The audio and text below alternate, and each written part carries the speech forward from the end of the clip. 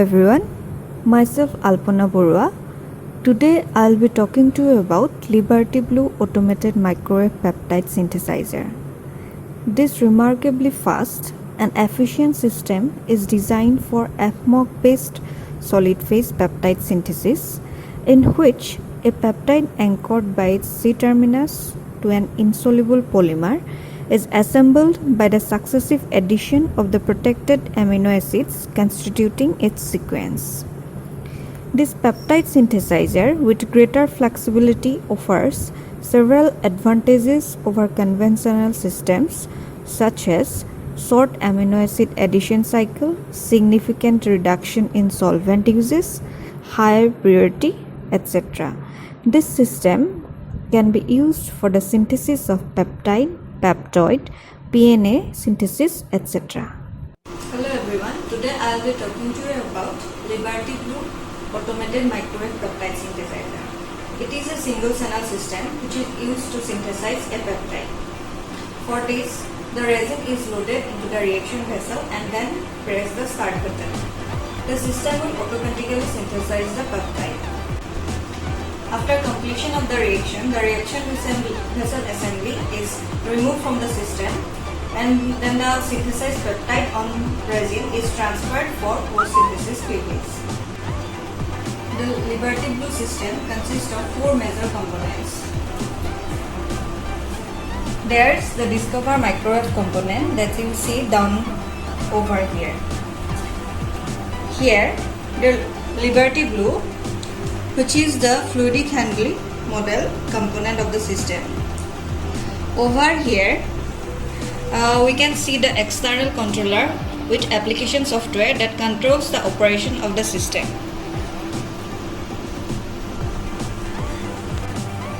Off to the side, we will see the waste system. The major benefits associated with the Liberty Blue system are twofold. Number 1 is its very short amino acid cycle, and then the second benefit of the system is its significant reduction in solvent uses. This system can also be used for peptide synthesis and for PNA synthesis, so it's a very flexible system. Now we are going to take a look at the microwave component and specifically the reaction vessel assembly where the synthesis takes place. This is the reaction vessel assembly that resides in the microwave cavity. It just sits in there, and we transfer the reagents and pull the reagents out of the system for the synthesis process. This one 30 ml reaction vessel. Now I am going to disassemble it. There is a quick connect on the bottom. After making a quarter turn and then unscrew it from there.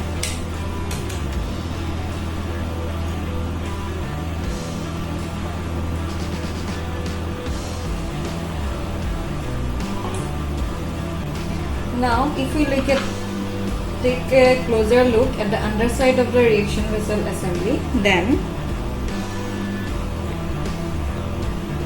this one is the spray head. This is for DMF.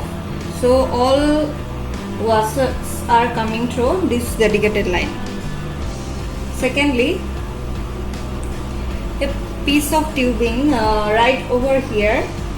This is where all the amino acids activator and activator base are coming into the reaction vessel. This one is also a dedicated line. This blue color line over here, this one is the temperature probe. It measures the temperature during the deprotection and coupling steps and regulate the microwave input power during the step. Over here you can see a vent line. Vent line keeps the vessel at atmospheric conditions during the reagent addition step, and also the vent line is used to apply nitrogen pressure. Now on the top side you can see wash written over here. This is where DMF line is coming. This one reagent where all amino acid activator and activator based solutions are coming in. The little blue line over here is the temperature probe that comes into the reaction vessel. The larger line, this one, is a vent line. This one is the exit port line. The 30 ml reaction vessel that has a little pigtail.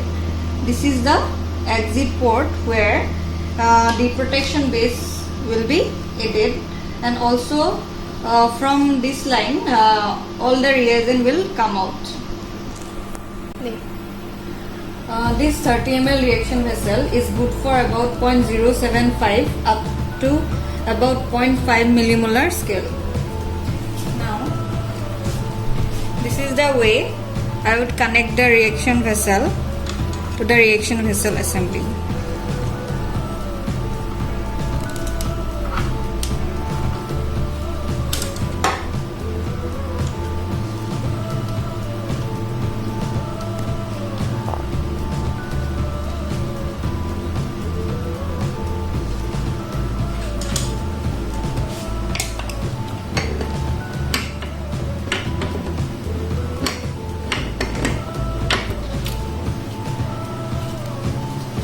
Now moving to the reaction vessel manifold, over here we can see where all the connections are made up.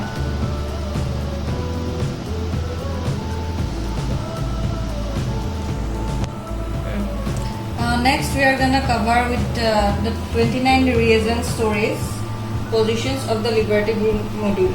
This component is the fluidic handling module.